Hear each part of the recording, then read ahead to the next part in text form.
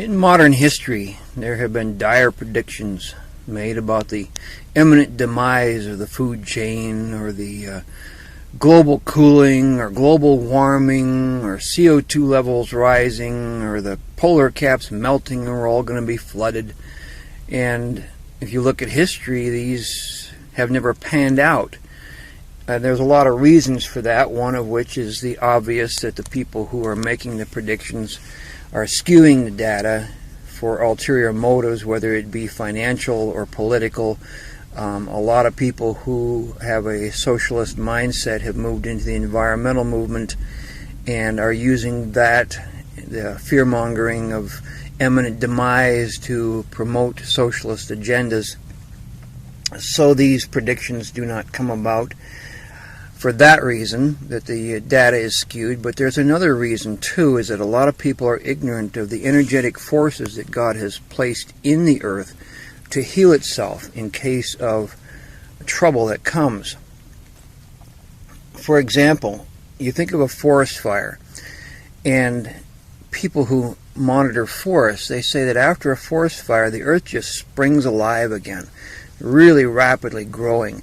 And there's a lot of reasons for it, one of which is a release of nitrogen or potash, also potassium from the trees. There's also the release of carbon dioxide, which plants just love carbon dioxide, and that increases after a forest fire. But there's another energetic force at play that a lot of people don't know about, and I just recently discovered it myself. And it goes like this. If there's a tree here, and this is burned in a fire, it's charred, it's got carbon on the outside of it, and it falls over, and it is close then to the anion charge of the earth, something very wonderful and mysterious happens. There is a collector field that forms between the carbon and the anion charge of the earth. And it almost seems, when I first discovered this, it was how would you say, it seemed like I was looking at a UFO technology, because this collector field formed, and it, in my mind I could just hear it going wow, wow, wow, wow, and it spreads out in a wide berth around, and it goes down into the earth, and it starts collecting together anions into that charred wood. And out of this comes a spray of anions out the top, but they do not dissipate into a spray. There's actually a collector field that forms around them and carries them out and to a target. And what happens then is this collector field, this containment field, takes that anion charge and the other healing energies that are in it and targets another tree. It will actually go looking for what I call a target match, a genetic equivalent. A poplar tree will go looking for another poplar tree. An oak tree will go looking for another oak tree to deliver this healing energy into. A pine tree will go looking for another pine tree. If it is a rabbit that fell during the fire, and the charred remains of that rabbit, the same thing occurs in that carbon. The collector field will form, the distributor field will come out, and it will go looking for another rabbit to distribute that healing energy into. And I guess this is to maintain an equilibrium, a balance, that to try to maintain the same amount of pines, the same amount of poplars, the same amount of rabbits. I assume that that's why it does this. But it will go looking for another rabbit to distribute that healing energy into. And if the closest rabbit is hundreds of miles away, it will find it, and it will deliver that to it.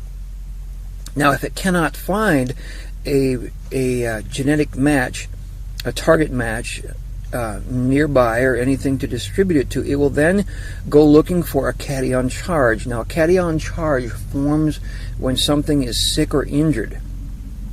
Like a deer. Let's say a deer was hurt, has a wounded leg during the forest fire, got a wounded leg. This thing will send that healing power into that wounded leg, to that cation charge.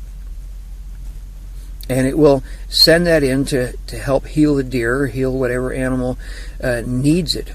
So first it will go looking for a genetic match, and then it will go looking for a cation charge, in that order. But there's some fascinating rules that govern how this thing operates. Now let's say, for example, that this is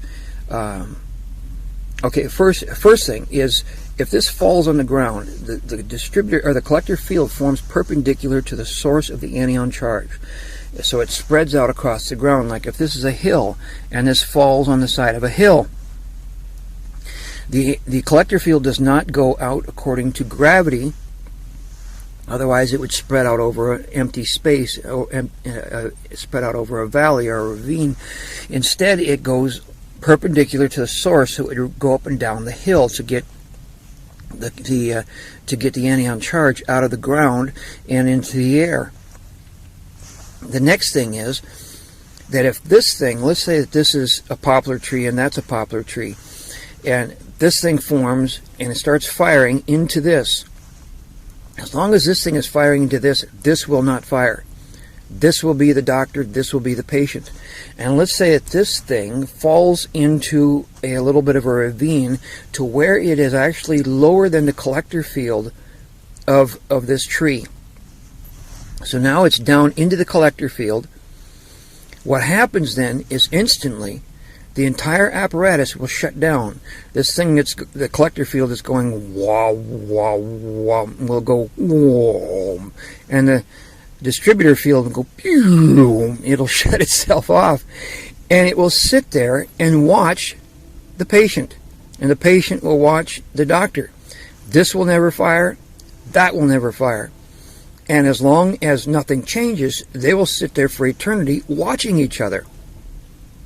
But if something happens, like a leaf blows from another tree onto here, suddenly the genetic match changes, because there is genetics from another tree, and it will abandon this as a patient and will go fire to something that has a closer target match, something more of a genetic equivalent.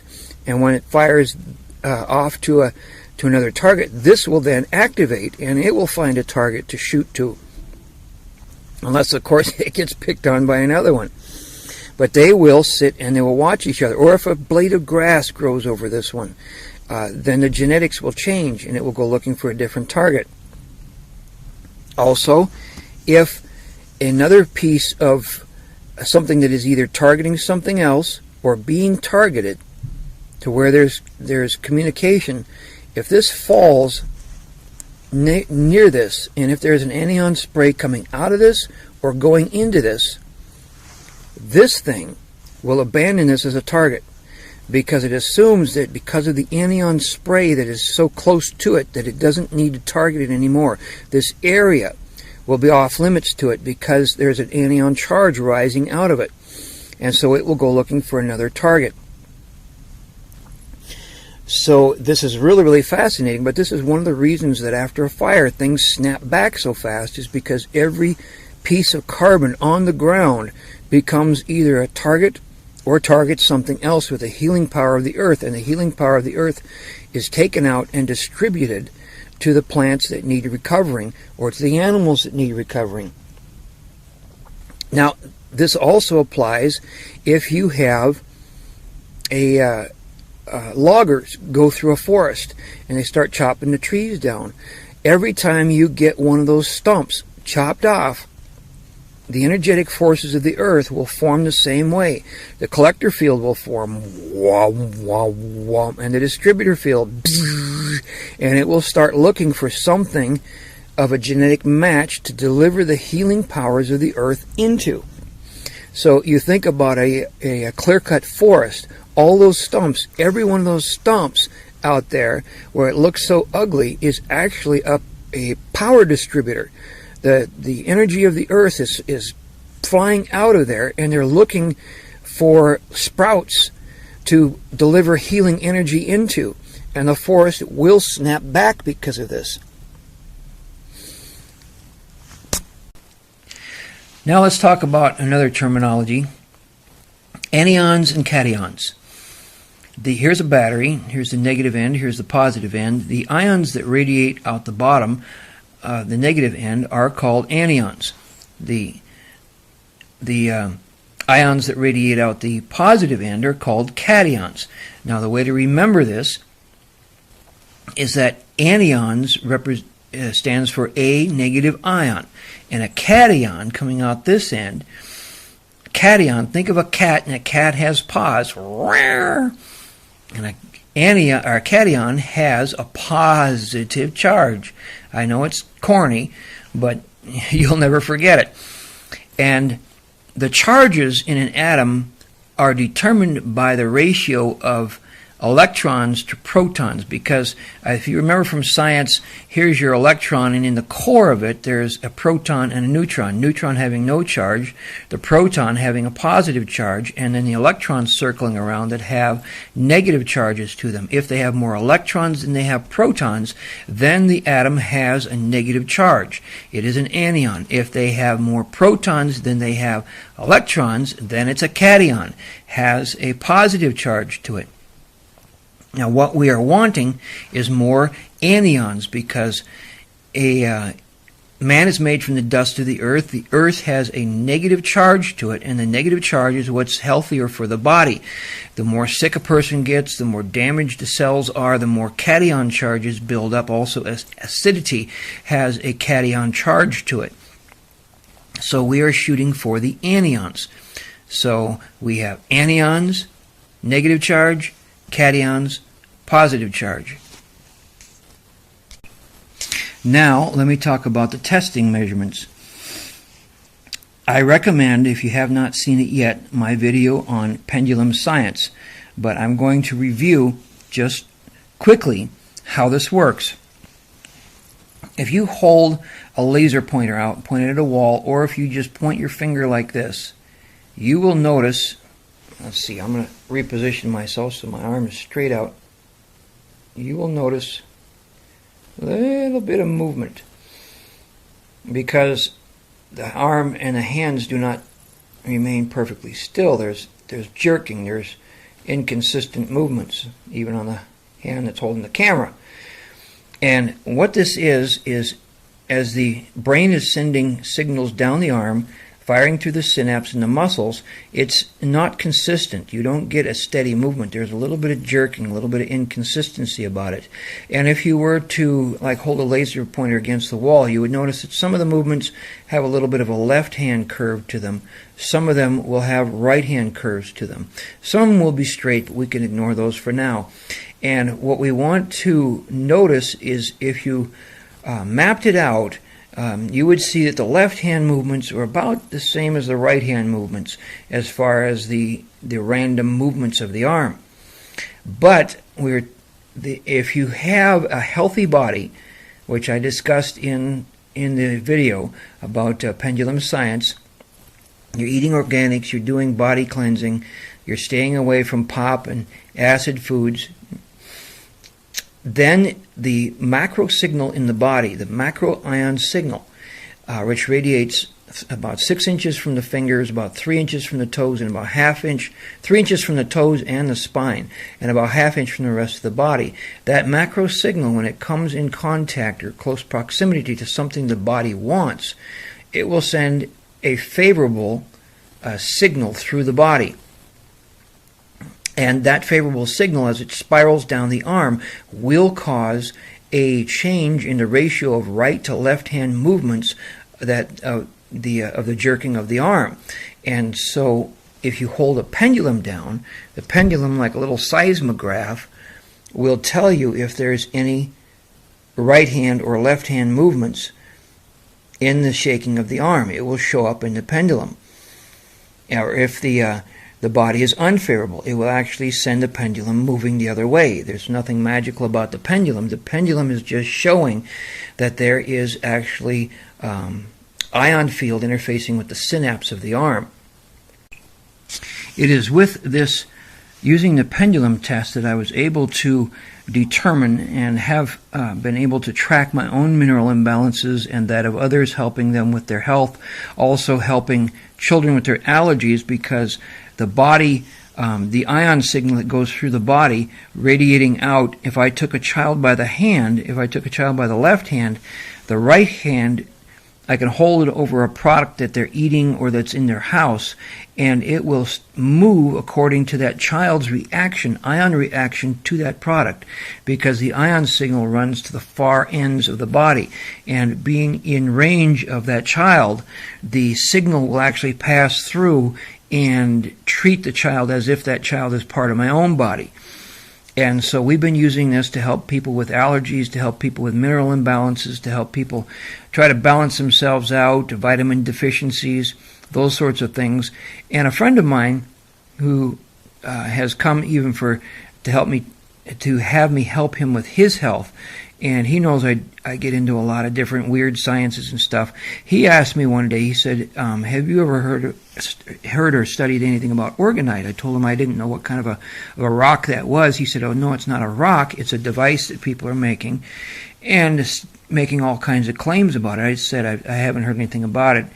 And he said that he had ordered a orgonite disc, and this is what he had ordered. I think he paid like $20 for it and asked me to check it out.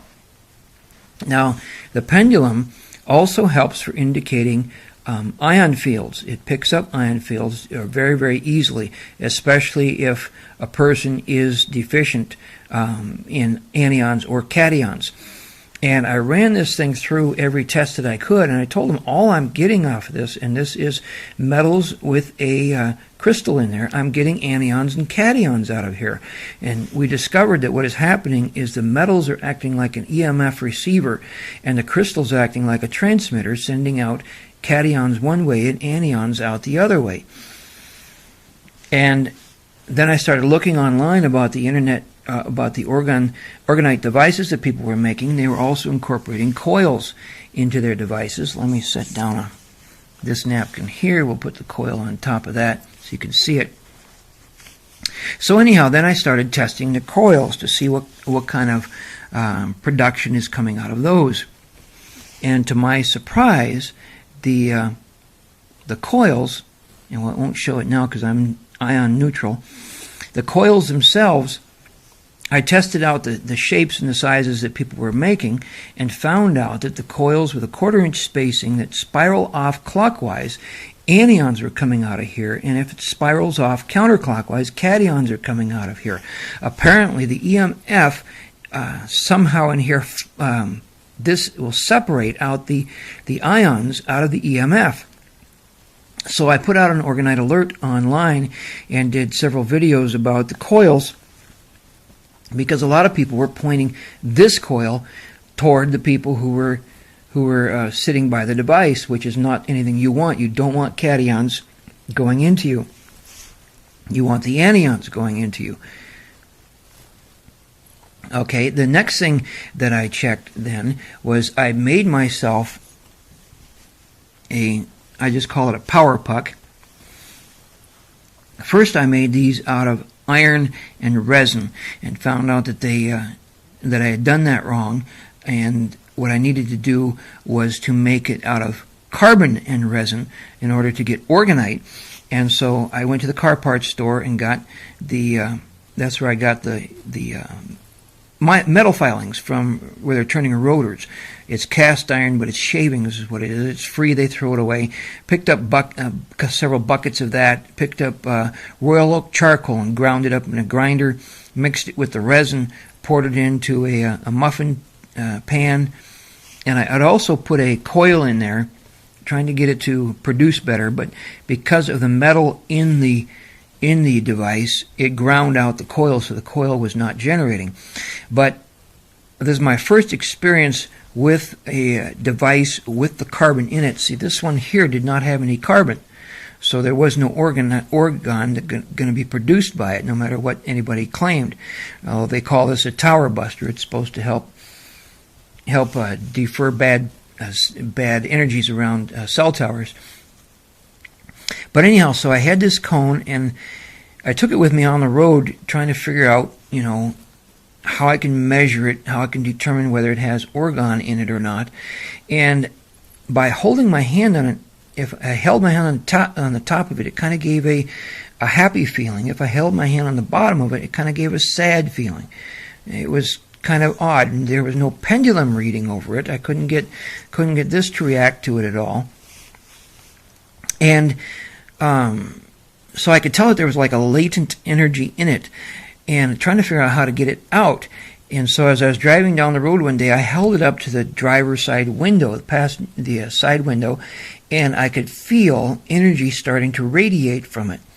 And I thought, this is interesting. And then I remembered that with zero-point energy tends to follow moving objects. And so I thought, well, maybe I can get more out of this if I put energy into it.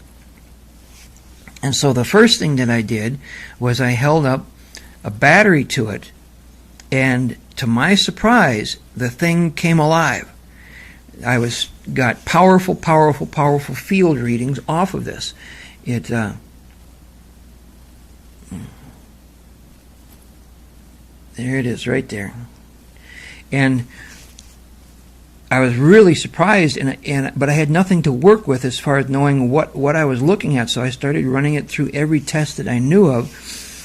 And one of the things that I discovered with it, and let me show you how I discovered it. I took one of the coils because I knew that one side would produce anions out, one side would produce cations out. So I set this on top of it, and to my surprise, what happened was there was a powerful positive energy that was coming out of it. But it was odd because the shape of the energy actually made a dome over here. And then it would come out of the dome. It's actually about 1 foot to 2 foot, depending upon what material I'm using. And out of the dome would come about a 10-inch wide band of energy, and that read very, very positive to the coil. And then it was interesting because if I set the cone this way, the dome did not appear. Instead, a tight band of anions would come out of here. And what I discovered was that carbon, and let me show you pure carbon. This is some of the tests that I did. This is some of the Royal Oak charcoal. Royal Oak charcoal, having any charcoal or carbon having anions going through it, will generate these fields. Very, very, very powerful fields. And what I discovered was that the dome that was appearing on here was not actually a good thing. It was actually a negative thing because the cations were being driven down into it while the anions were trying to rise out of it. What I found that these devices, if they have carbon in them and you drive anions into them or set them on the ground near an anion charge, that a collector field radiates out the base of this and straight out the sides of the base and down about, this one here will probably go down about 2 feet, but it just goes on and on and on out to the sides, and it collects anions into it and they radiate out the top. Now when I had this on top of it, the cations are being driven down into it while the anions are trying to come up, and the dome that I saw was actually a dome of confusion. It was like a traffic jam. Cations trying to go down, anions trying to come up, and this dome was created as they're trying to organize the traffic flow. And the ribbon that came off of it was a wide and basically unhealthy ribbon. So these things do not like, if you have carbon in these, they do not like cations being driven through them. So if you have a coil, the coil has to be on the bottom side of it. So if you get a pennant, if you order a pennant online and it has a black material that might be carbon in it and a coil next to it, you want the coil to be spinning off counterclockwise, and you want to have this way, so the coil is away from you. So that the cations coming off of it go away from you, the anions are driven through the material into your body. So if you have a pennant, that's how it should be. You do not want to have a pennant with any counterclockwise coil facing into you. This is not healthy. And now discovering this, that having this thing with this coil on it, finding out that the cations being driven down into it caused this traffic jam, I realized that one device that I had made was totally messed up. Let me show you my Frankenstein device. I did just about everything wrong that could be done wrong in a coil. I poured this into the bottom of an ice cream bucket. First I poured in clear resin, and when I thought it had set up enough, and there was actually a coil in the middle, when I thought it had set up enough, I poured in the resin with the carbon and the metal into it. But the clear resin apparently was not set up hard enough, and the coils slid, and one coil slid over and was touching these, and I know that coils touching each other will cancel each other out. So I went in from the top and actually pulled this out through the resin. But this is how the coils are situated in there. They are situated with the clockwise coming out, anions coming out, cations being driven down into this.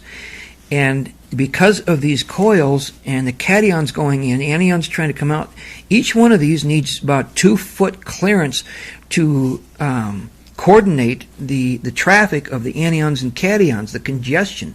Well, they don't have 2 feet. I mean, they've got barely 2 inches. And so what is happening with this is, out of this is coming this cone of confusion. It's not a cone, excuse me. It's like a fog. That there is no coordination in the distributor fields that are coming out here. Everything is all confused, and this fog just dissipates. It rises up and dissipates.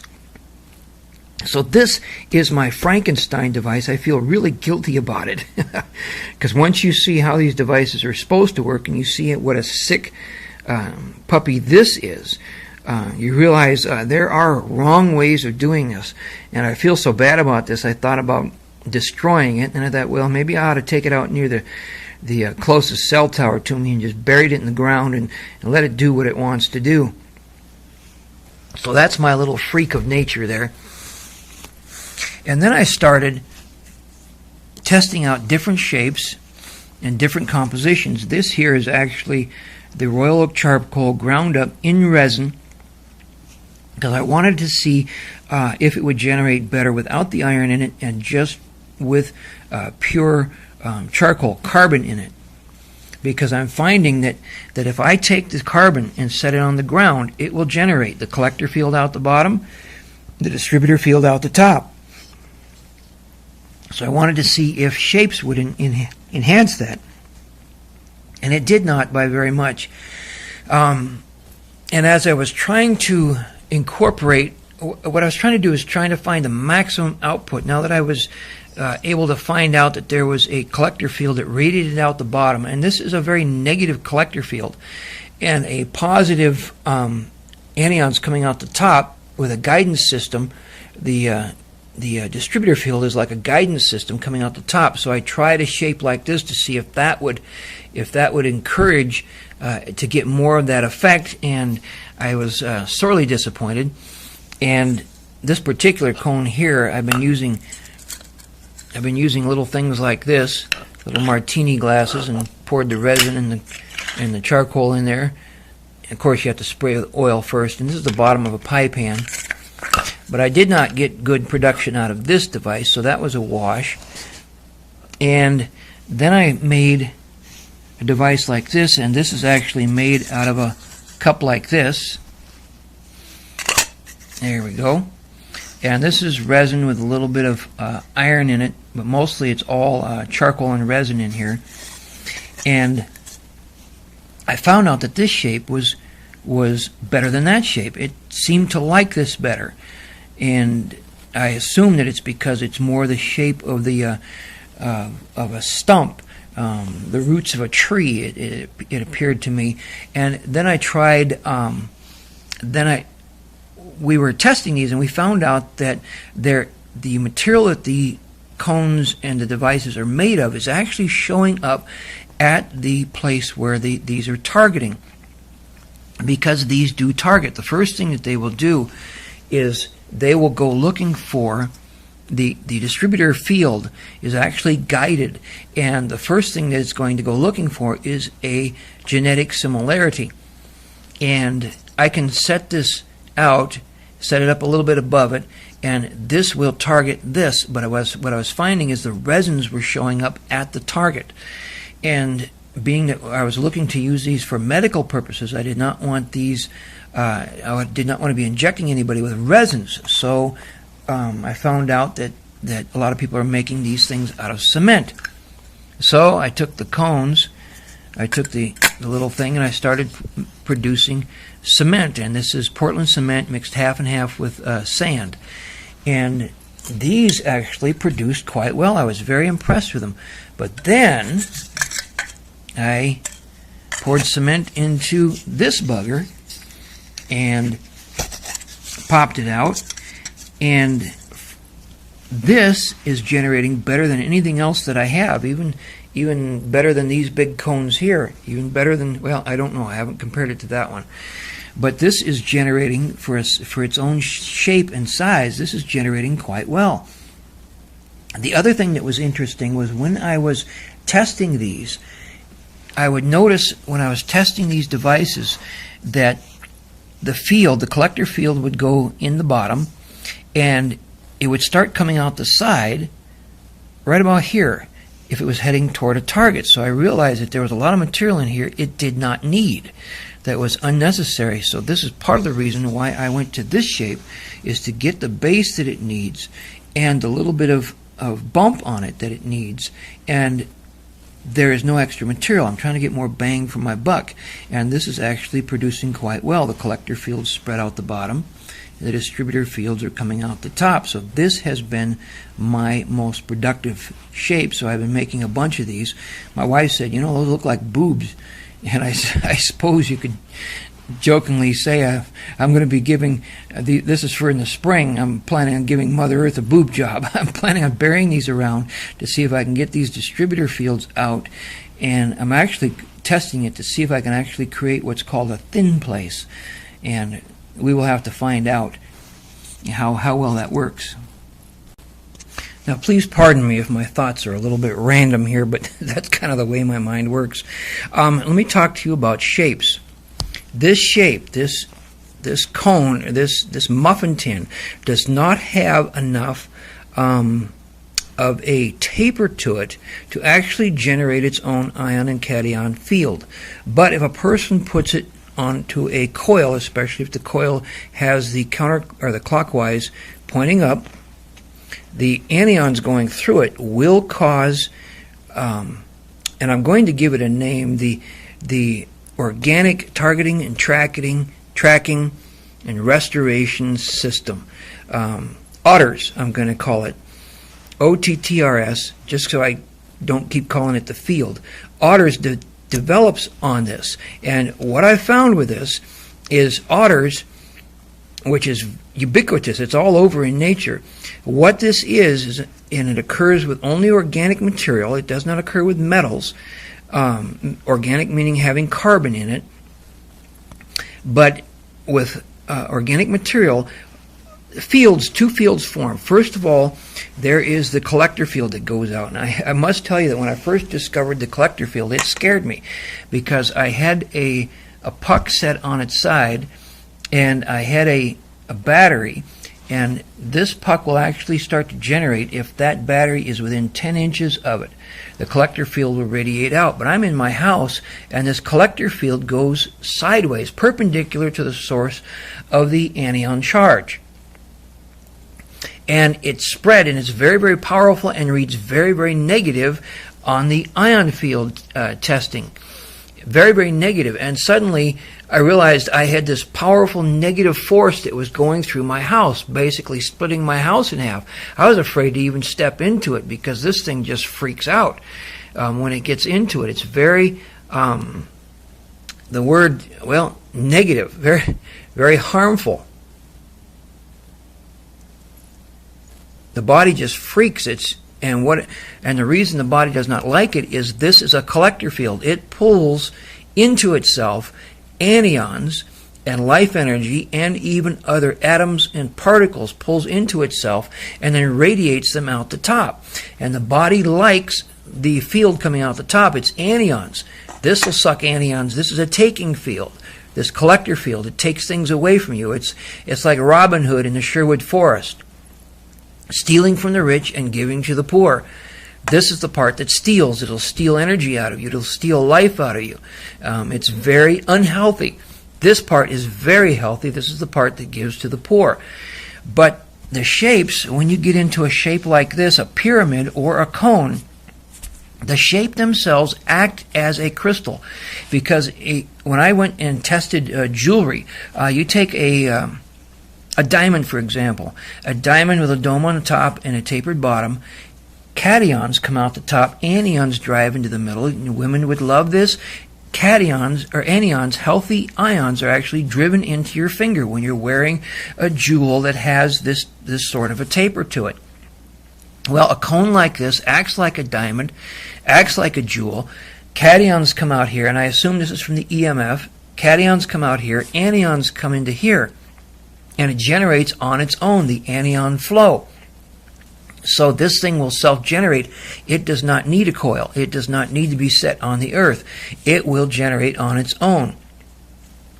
And even a larger coil like this. But the one thing that I noticed when I did the tracking of it, and interesting here, this cone here, I took it outside, set it on the ground, and I went out and I wanted to find the distance that the collector field radiates out. And it was only about 3 feet deep that it was going, but it radiated out, and I went walking.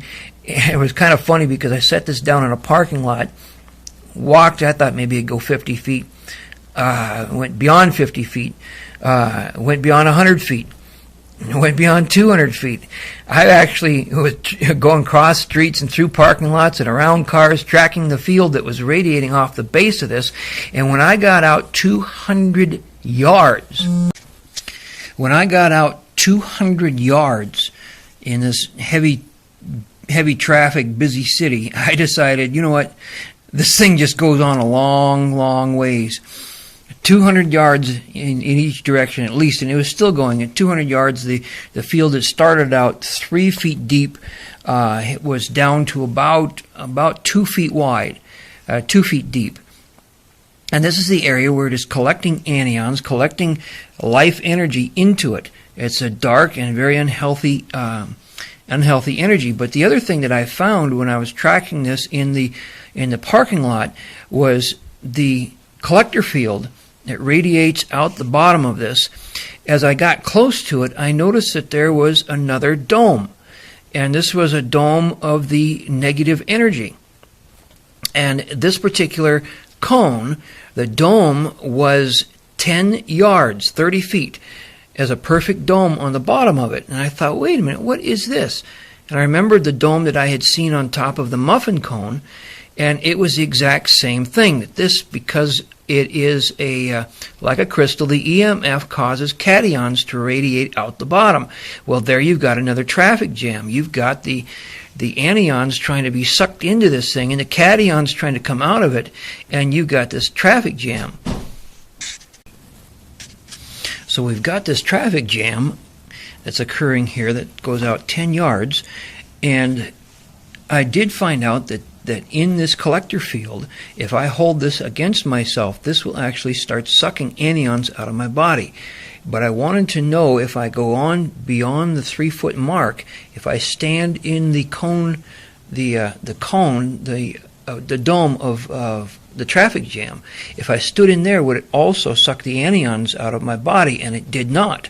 It appears that as the collector field comes in with the anions and they back up into this traffic jam, that they've already got their anions with them. They don't need to collect anymore, so they're actually building up, and I could safely stand in that field.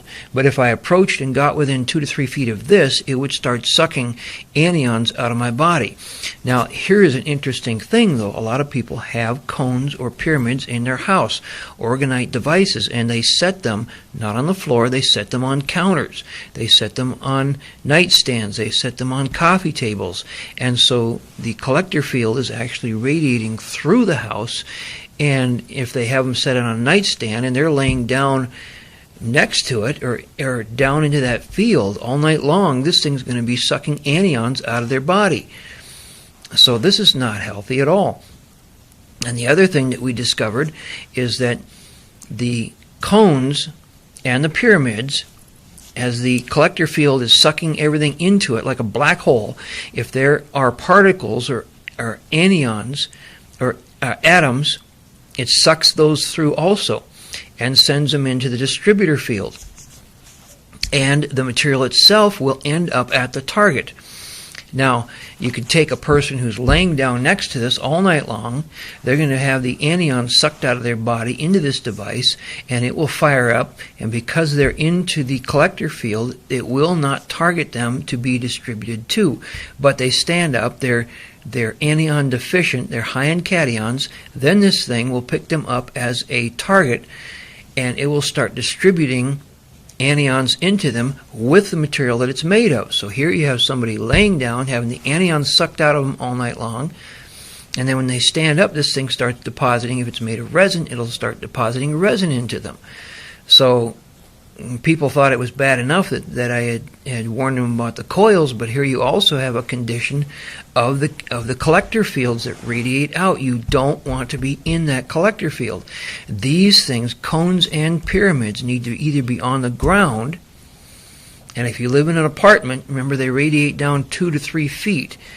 So hopefully the person who's down in the below you is not a tall person, and so that they're down below that field.